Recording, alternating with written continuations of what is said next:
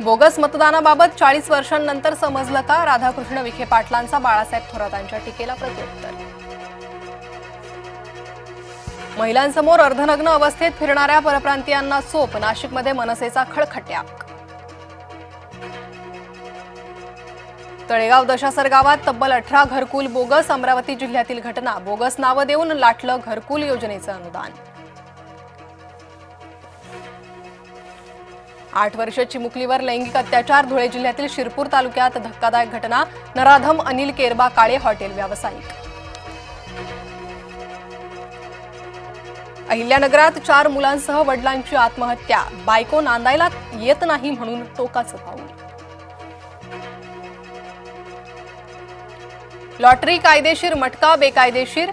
शिंदेंना lottery लागली असा गणेश नाईकांकडून उल्लेख. तर नाईकांच्या वक्तव्यावरून संजय राऊतांचा शिंदेंना टोला. जैन समुदायावर पोलीस कारवाईची शक्यता. महापालिका अधिकाऱ्यांनी पोलीस तक्रार केल्यास होणार कारवाई. कबूतरखान्याजवळ जैनांनी केलं होतं आंदोलन.